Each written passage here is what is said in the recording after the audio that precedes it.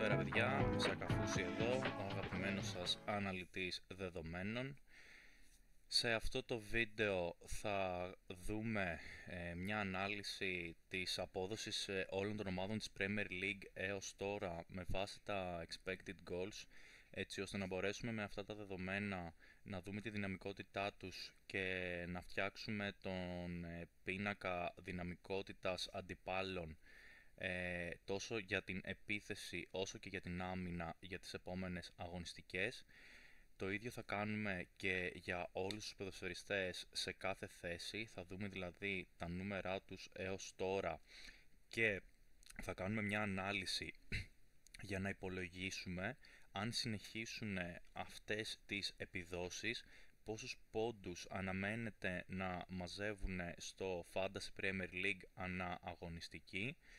Και στο τέλος, αφού έχουμε κάνει τις προβλέψεις μας για τους παίκτες αλλά και τη δυναμικότητα των αντιπάλων και τη δυσκολία του προγράμματος, θα δούμε ποια είναι η καλύτερη δυνατή ομάδα που μπορούμε να φτιάξουμε αυτή τη στιγμή αν παίζαμε τη Wildcard, και θα δούμε επίσης και ένα draft το οποίο θα περιέχει και τον Σαλάχ και τον Χάλαντ, αν και όπως θα δούμε στο τέλος δεν είναι κάτι που προτείνω, είναι όμως κάτι το οποίο κάποιοι από εσάς μου έχετε ζητήσει και θέλετε να φτιάξετε μια τέτοια ομάδα. Πάμε κατευθείαν στο ψητό, πάμε να δούμε την απόδοση των ομάδων έως τώρα στην Premier League.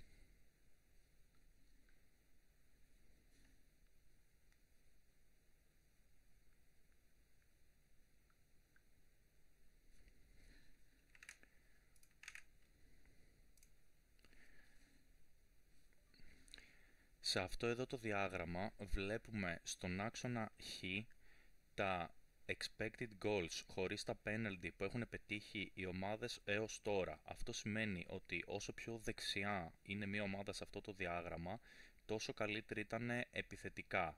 Βλέπουμε λοιπόν εδώ πέρα ότι πιο δεξιά από όλους βρίσκεται η Manchester City, η οποία προς το παρόν φαίνεται να έχει την καλύτερη επίθεση στο πρωτάθλημα με μεγάλη διαφορά από τον δεύτερο. Στον άξονα ψ έχουμε τα expected goals που δέχτηκαν οι ομάδες χωρίς penalty, το οποίο σημαίνει ότι όσο πιο χαμηλά είναι μια ομάδα, τόσο καλύτερη ήταν η αμυντική της λειτουργία ως τώρα. Και βλέπουμε ότι η Newcastle και η Arsenal είναι οι δύο ομάδες που ξεχωρίζουν αμυντικά. Χρησιμοποιώντας λοιπόν αυτά τα δεδομένα, μπορούμε να υπολογίσουμε το συντελεστή δυναμικότητας, το συντελεστή δυσκολίας των αγωνιστικών για όλες τις ομάδες για τις επόμενες 7 αγωνιστικές, από την αγωνιστική νούμερο 5 μέχρι την αγωνιστική νούμερο 11. Στην κορυφή της λίστας βρίσκεται η Fulham με συντελεστή 1,20. Αυτό σημαίνει ότι η Fulham τις επόμενες 7 αγωνιστικές αναμένεται να πετύχει 20% περισσότερα γκολ σε σχέση με τώρα, ξεκινώντας από την αγωνιστική νούμερο 5 με την Bradford εντός έδρας, με την οποία έχει συντελεστεί 1,32. Δηλαδή κόντρα στην Bradford εντός έδρας, η Fulham αναμένεται να πετύχει 32% περισσότερα γκολ σε σχέση με έως τώρα, με το μέσο όρο που έχει ως τώρα. Ενώ στον πάτο της λίστας βρίσκεται η Newcastle με συντελεστή 0,75.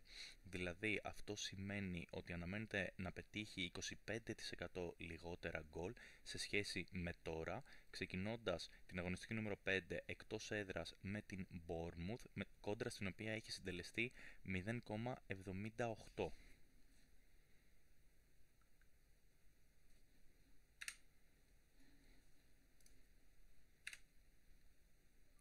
Συνεχίζουμε με το συντελεστή δυσκολίας για τους αμυντικούς. Εδώ πέρα τα νούμερα που βλέπετε είναι τα αναμενόμενα clean sheets. Βλέπουμε ότι πρώτη στη λίστα είναι η Arsenal, η οποία αναμένεται στις επόμενες 7 αγωνιστικές να πετύχει 2,47 clean sheets, ξεκινώντας την αγωνιστική νούμερο 5 κόντρα στην Manchester City εντός έδρας, όπου έχει 0,29. Δηλαδή, όπως βλέπετε, στους επόμενους 7 αγώνες, το πιο δύσκολο παιχνίδι αμυντικά για την Arsenal είναι κόντρα στην City την αγωνιστική νούμερο 5. Ενώ την χειρότερη επίδοση τις επόμενες 7 αγωνιστικές αναμένεται να έχει η Burnley με 1,02 αναμενόμενα clean sheets τις επόμενες 7 αγωνιστικές.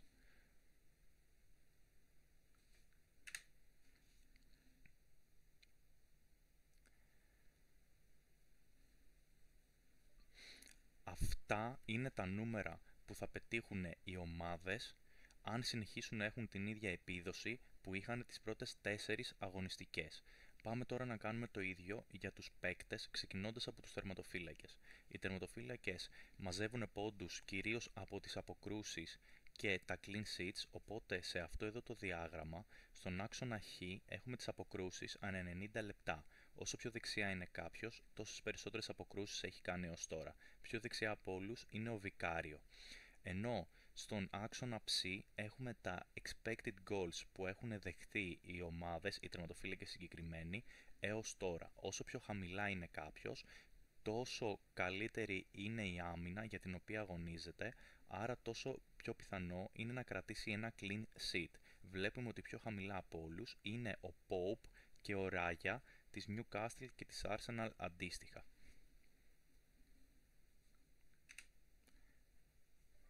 Με βάση αυτά τα δεδομένα μπορούμε τώρα να προβλέψουμε πόσους πόντους ανά αγώνα θα μαζεύουν αυτοί οι τερματοφύλακες αν συνεχίσουν να έχουν την ίδια απόδοση. Βλέπουμε ότι στις πρώτες δύο θέσεις σχεδόν ισοβαθμούν ο Ράγια της Arsenal και ο Pope της Newcastle. Θεωρώ εγώ προσωπικά ότι παρότι ο Pope είναι λίγο πιο φθηνός, ο Ράγια ίσως είναι καλύτερη επιλογή αυτή τη στιγμή, δεδομένου ότι η Arsenal έχει ιστορικά καλύτερες επιδόσεις στην άμυνα, οπότε το γεγονός ότι ξέρουμε και ιστορικά ότι είναι μια καλή άμυνα, αλλά και φέτος δείχνει στις πρώτες 4 αγωνιστικές να είναι μια καλή άμυνα, με κάνει να νιώθω μια ασφάλεια ότι ο συγκεκριμένος τερματοφύλακας θα έχει πολλά clean sheets κατά τη διάρκεια της σεζόν. Συνεπώς, αν έπρεπε να διαλέξω τώρα τον καλύτερο τερματοφύλακα, θα διάλεγα τον Ράγια της Arsenal.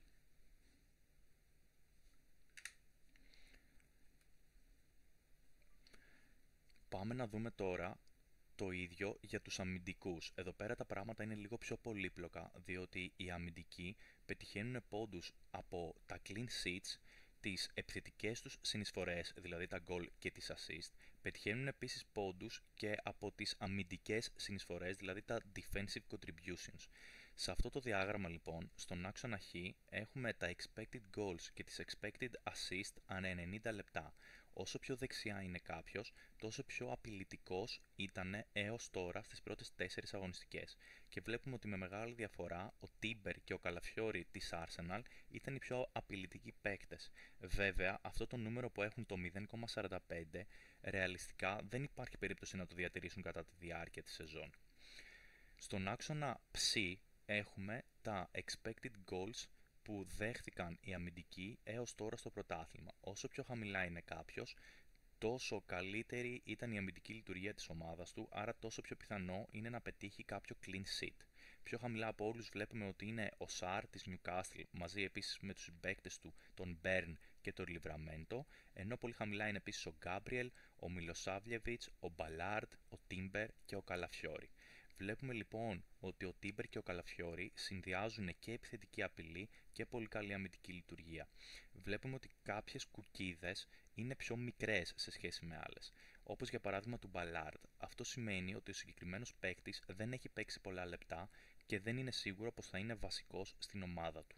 Ενώ επίσης παρατηρούμε κάποιες κουκίδες ότι έχουν διαφορετικό χρώμα. Κόκκινο χρώμα έχουν οι αμυντικοί, οι οποίοι δεν έχουν πολλές αμυντικές συνεισφορές και είναι σχεδόν απίθανο να πάρουν το μπόνους των αμυντικών συνεισφορών. Ενώ πράσινη κουκίδα έχουν οι αμυντικοί με πολλές αμυντικές συνεισφορές ανά αγώνα ως τώρα μέσο όρο, άρα είναι πολύ πιθανό να πάρουν το μπόνους των αμυντικών συνεισφορών.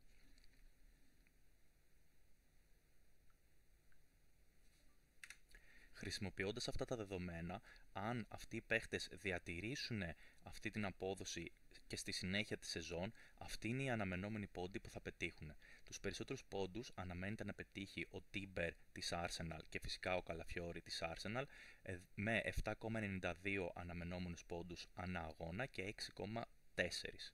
Εδώ βλέπουμε και πώς προκύπτουν αυτοί οι πόντοι. Βλέπουμε λοιπόν ότι ο Τίμπερ έχει τιμή 5,7, έχει 0,41 αναμενόμενα γκολ ανά αγώνα, 0,04 αναμενόμενες assist ανά αγώνα, 0,53 αναμενόμενα γκολ ανά αγώνα δέχεται η ομάδα του, έχει 7,56 αμυντικές συνεισφορές ανά αγώνα Και το 1,39 που βλέπετε είναι η αναλογία των αναμενόμενων πόντων ανατιμή, δηλαδή πόσο value for money παίχτης είναι. Εδώ πέρα μπορούμε να παρατηρήσουμε επίσης και κάποιους παίχτες οι οποίοι ξεχωρίζουν σε κάποιες συγκεκριμένες κατηγορίες, όπως για παράδειγμα ο Σένεση της Bournemouth, ο οποίος έχει 13,75 αμυντικές συνεισφορές ανά αγώνα, δηλαδή είναι σχεδόν σίγουρο ότι θα πιάνει το bonus σε κάθε αγωνιστική έτσι όπως το πάει, και κοστίζει μάλιστα μόνο 4,6, οπότε θεωρώ ότι είναι ένας πολύ καλός budget αμυντικός αυτή τη στιγμή που μπορούμε να έχουμε στην ομάδα μας.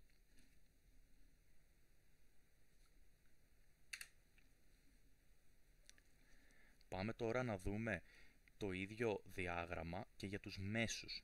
Εδώ πέρα βλέπουμε ότι στον άξονα Χ έχουμε τα αναμενόμενα γκολ ανά 90 λεπτά. Όσο πιο δεξιά είναι κάποιος, τόσα περισσότερα αναμενόμενα γκολ ανά 90 λεπτά έχει πετύχει ως τώρα. Τέρμα δεξιά βλέπουμε τον Γκόρντον και τον Σαρ. Αρκετά ψηλά είναι επίσης και ο Πάλμερ, ο οποίος δεν έχει παίξει όμως πολύ ακόμα. Στον άξονα ψ έχουμε τις αναμενόμενες assist ανά αγώνα. Στην κορυφή, όσο πιο ψηλά είναι κάποιος, τόσες περισσότερες αναμενόμενες assist έχει, και βλέπουμε ότι πιο ψηλά από όλους είναι ο Τσέρκι της Manchester City. Επίσης, όπως και με τους αμυντικούς, έτσι και εδώ, αυτοί που έχουν μικρές κουκίδες δεν έχουν παίξει πολλά λεπτά και δεν είναι σίγουρο πως θα είναι βασικοί, όπως για παράδειγμα ο Palmer, ο οποίος βέβαια είχε κάποια προβλήματα τραυματισμών, οπότε όταν επιστρέψει και είναι υγιής, κατά πάσα πιθανότητα η κουκίδα του θα μεγαλώσει και θα θεωρείται για το μοντέλο μας βασικό στην ομάδα του. Αυτή τη στιγμή δεν θεωρείται βασικός. Επίσης, με bold γράμματα έχουμε τους μέσους, οι οποίοι είναι οι εκτελεστές penalty στην ομάδα τους, όπως για παράδειγμα ο Σεμένιο, Ένζο, ο Ράιλι, Πακετά, Σαλάχ και Μπρούνο Φερνάντες. Φυσικά ο Ένζο θεωρείται εκτελεστής penalty από το μοντέλο μας, διότι όσο έλειπε ο Palmer, αυτός ήταν που εκτέλεσε τα penalty. Αν επιστρέψει ο Palmer στη βασική δεκάδα της Chelsea, τότε αυτός θα είναι ο εκτελεστής penalty. Έχοντας λοιπόν αυτά τα στατιστικά διαθέσιμα, μπορούμε να υπολογίσουμε τους αναμενόμενους πόντους για τους μέσους αν συνεχίσουν να έχουν την ίδια επίδοση κατά τη διάρκεια της σεζόν.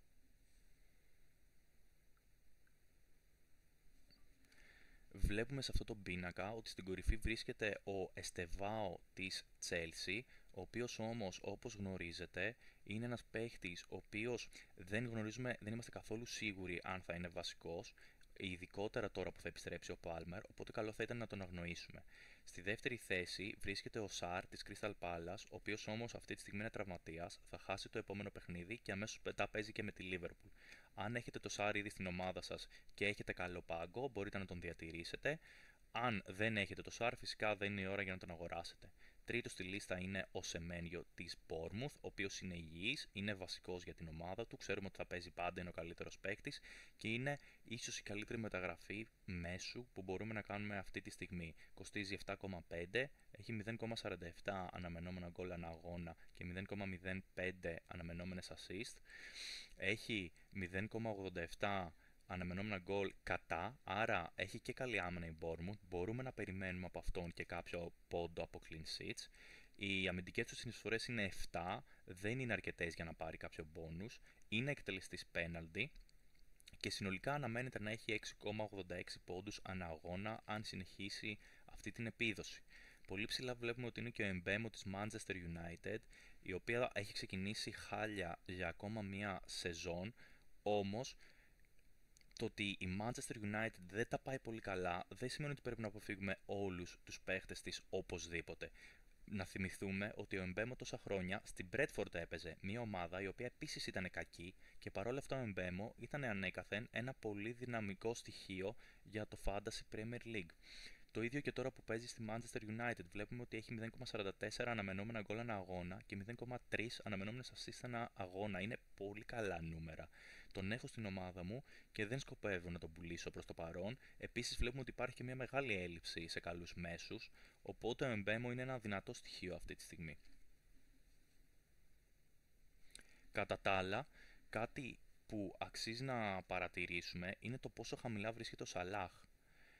Τα νούμερά του στις πρώτες 4 αγωνιστικές είναι πραγματικά καταθλιπτικά. Έχει 0,08 αναμενόμενα γκολ ανά αγώνα. Φυσικά εδώ πέρα σε αυτό το πίνακα δεν μετράμε τα penalty, γι' αυτό έχουμε και ξεχωριστά εδώ αυτή τη στήλη penalty, γιατί όταν υπολογίζουμε τους πόντους ενός παίχτη, υπολογίζουμε τους πόντους χωρίς τα penalty και στη συνέχεια προσθέτουμε ένα bonus σε περίπτωση που είναι εκτελεστές penalty.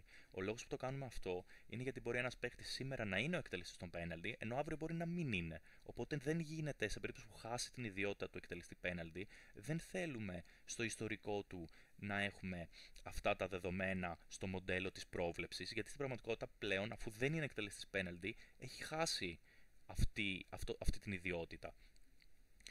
Βλέπουμε λοιπόν ότι ο Σαλάχ, ο οποίος είναι και ο πιο ακριβώς παίκτης στο παιχνίδι αυτή τη στιγμή, δεν έχει ξεκινήσει καθόλου καλά.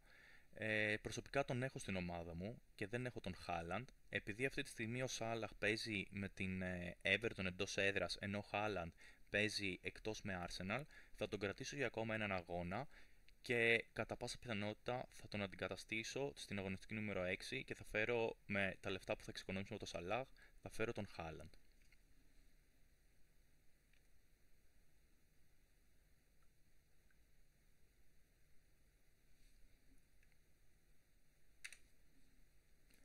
Πάμε τώρα και στους επιθετικούς. Εδώ το διάγραμμα είναι λίγο πιο απλό, διότι αυτοί κερδίζουν πόντους μόνο από τα goal και τις assist. Όσο πιο δεξιά είναι κάποιος, τόσο περισσότερα αναμενόμενα goal έχει και βλέπετε εδώ ότι ο Haaland είναι μια κατηγορία μόνος του.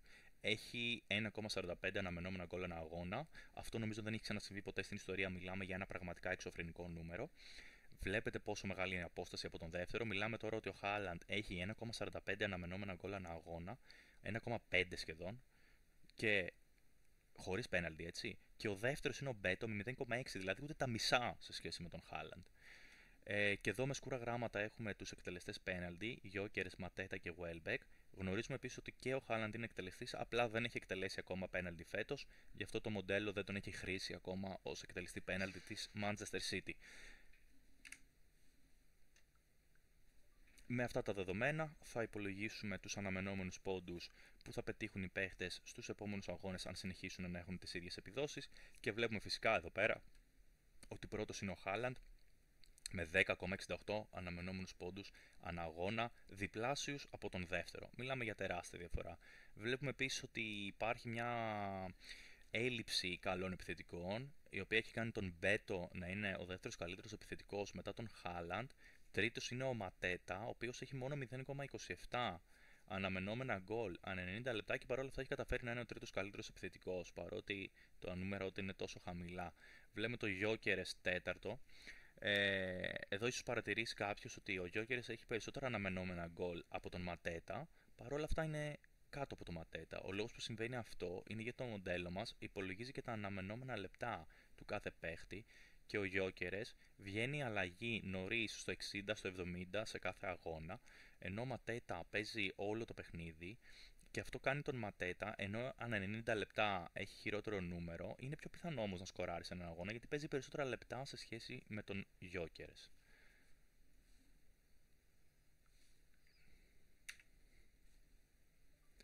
Αφού τώρα έχουμε δει τους πίνακες με τους καλύτερους παίχτες έως τώρα στο πρωτάθλημα και έχουμε κάνει έναν υπολογισμό των αναμενόμενων πόντων που θα πετύχουν στο μέλλον αν συνεχίσουν την ίδια απόδοση, μπορεί το μοντέλο μας να χρησιμοποιήσει αυτά τα νούμερα για να φτιάξει την καλύτερη δυνατή ομάδα.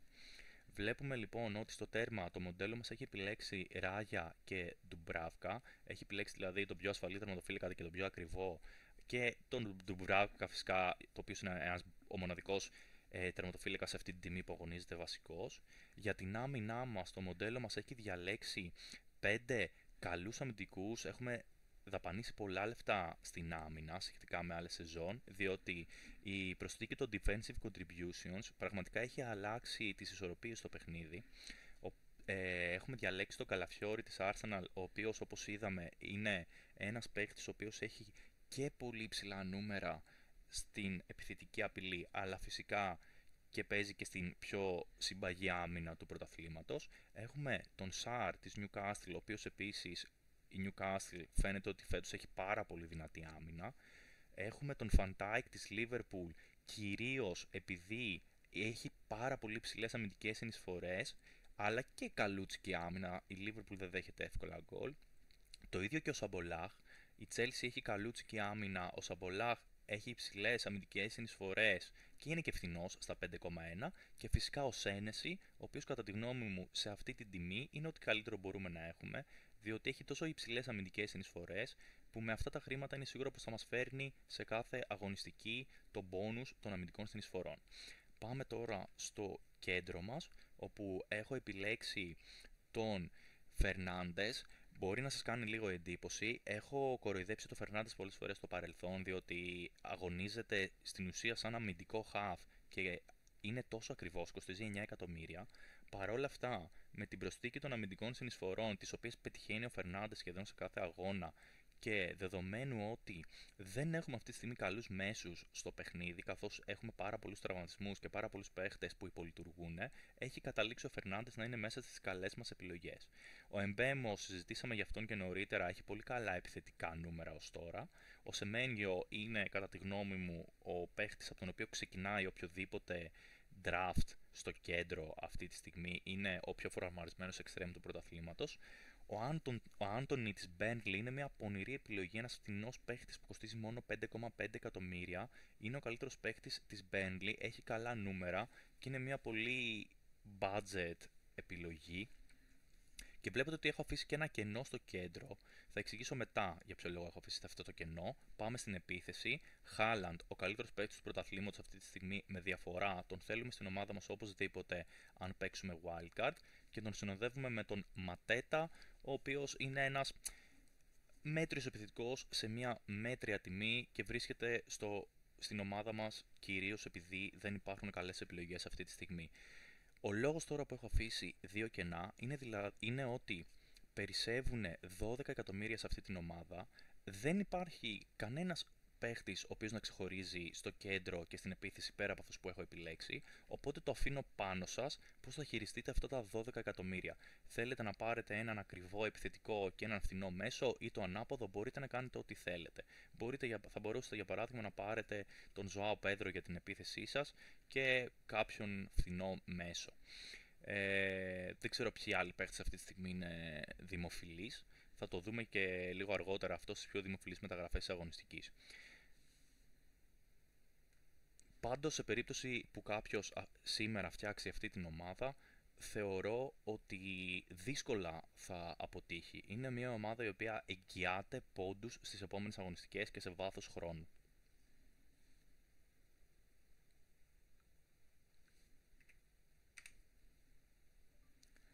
Επειδή πολλοί μου το ζητήσατε, αποφάσισα να φτιάξω και ένα draft το οποίο να περιέχει και τον Σάλαχ και τον Χάλαντ. Ο λόγος που στο βέλτιστο draft δεν υπάρχουν και οι δύο είναι διότι ο Σάλαχ έχει πάρα πολύ κακά νούμερα φέτος, το μοντέλο μας τον αξιολογεί αρκετά χαμηλά και δεν θα σπαταλούσε τόσο πολλά λεφτά για να παίχτη με τέτοια νούμερα. Παρ' όλα αυτά, αν θέλαμε να φτιάξουμε μια ομάδα η οποία να περιέχει και τον Σάλαχ και τον Χάλαντ, αυτή η ομάδα θα είχε και πάλι, όπως και πριν, Ράγια και Ντουμπράβκα στο τέρμα. Βλέπουμε εδώ πέρα σχεδόν τους ίδιους αμυντικούς με μία μόνο διαφορά. Έχουμε θυσιάσει τον Φαντάικ και τον έχουμε αντικαταστήσει με έναν budget αμυντικό των 4 εκατομμυρίων, ο οποίος φυσικά είναι απλά ένας αμυντικός που θα βρίσκεται πάντα στον πάγκο σας και δεν θα παίξει ποτέ. Το κάναμε μόνο και μόνο για να μπορέσουμε να χρηματοδοτήσουμε την προσθήκη του Σαλάχ. Στο κέντρο έχουμε σχεδόν το ίδιο κέντρο με πριν. Έχουμε θυσιάσει τον Φερνάντες για να κερδίσουμε χρήματα και στη θέση του έχουμε βάλει τον Αμάντ.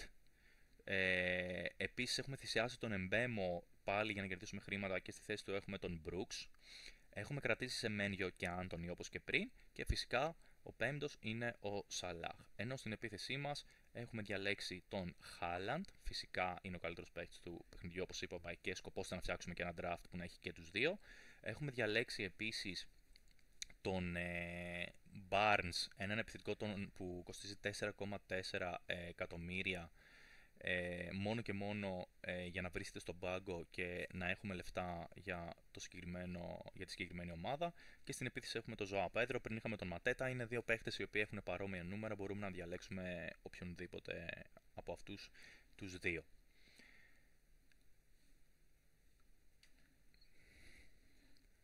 Πάμε τώρα να ρίξουμε και μια ματιά στις πιο δημοφιλείς μεταγραφές έως τώρα για αυτή την αγωνιστική. Πρώτος βλέπουμε ότι είναι ο Σεμένιο. Λογικό, το είπαμε, το δείχνει και το μοντέλο μας, είναι και αυτονόητο, είναι ο πιο φορμαρισμένος μέσος αυτή τη στιγμή. Βλέπουμε επίσης πολύ ψηλά τον Φαντεμβέν. Θεωρώ ότι ο λόγος που είναι τόσο ψηλά είναι ξεκάθαρο ότι σκόραρε. Είναι αμυντικός. Το ότι σκόραρε μία φορά δεν σημαίνει ότι θα ξανασκοράρει συνέχεια στο μέλλον. Και γενικότερα καλό είναι να αποφεύγουμε να δαπανούμε μεταγραφές για αμυντικούς, εκτός αν έχουμε τραυματισμούς και δεν μπορούμε να συμπληρώσουμε ομάδα. Τρίτος είναι ο Χάλαντ. Οκ, μιλάμε για έναν υπερπαίχτη αυτή τη στιγμή. Λογικό να γίνονται μεταγραφές με αυτόν. Ακολουθεί ο Γκέι της Crystal Palace. Ναι, όπως είπαμε, τέλος πάντων είναι καλό να αποφεύγουμε μεταγραφές αμυντικών, εκτός αν υπάρχει κάποια ανάγκη λόγω τραυματισμών. Και όπως είπα και όταν βλέπαμε τους αμυντικούς, αν αυτή τη στιγμή αγόραζα κάποιον φθηνό αμυντικό, αυτός θα ήταν ο Σένεση και όχι ο Βανεβένι, ο Γκέι. Και πέμπτος είναι ο Πάλμερ. Υπάρχει μια λογική εδώ. Ο Πάλμερ, πάμε να δούμε λίγο τους μέσους. Ο Πάλμερ γύρισε από τον τραυματισμό και στο λίγο που έχει παίξει στις πρώτες αγωνιστικές της Premier League, δείτε εδώ πέρα το νούμερό του. Αυτά είναι τα αναμενόμενα γκολ 90 λεπτά, είναι 0,58, έχει πολύ ψηλό νούμερο. Θεωρώ ότι ο Πάλμερ όταν επιστρέψει και αν είναι υγιής και παίζει βασικό στην Chelsea, θα είναι ένας παίκτης ο οποίος θα μπορεί πραγματικά να κάνει ζημιά και να βάλει πολλά γκολ και να είναι ένα αξιόλογο στοιχείο για την ομάδα μας. Βέβαια είναι και πολύ ακριβώς, κοστίζει 10,4, ίσως βιάζονται κάποιοι να τον αγοράσουν πριν ακόμα δούμε ότι έχει επιστρέψει σε top φόρμα, αλλά το καταλαβαίνω σαν μεταγραφή. Έχουμε και έλλειψη μέσων, είναι ένας πολύ καλός παίκτης. Είναι λογικό κατά μία έννοια να βρίσκεται στις πιο δημοφιλείς μεταγραφές. Πάμε να ρίξουμε και μια ματιά στη δικιά μου ομάδα και στα σχέδιά μου. Αυτή είναι η ομάδα μου, πολύ μέτρια τα πράγματα ως τώρα. 2 εκατομμύρια στην παγκόσμια βαθμολογία. Έχω μία μόνο ελεύθερη μεταγραφή και 0,3 στην τράπεζα. Ιδανικά θα ήθελα το Σεμένιο, δεν μπορώ να τον έχω. Ιδανικά θα ήθελα τον Χάλαντ, δεν μπορώ να τον έχω.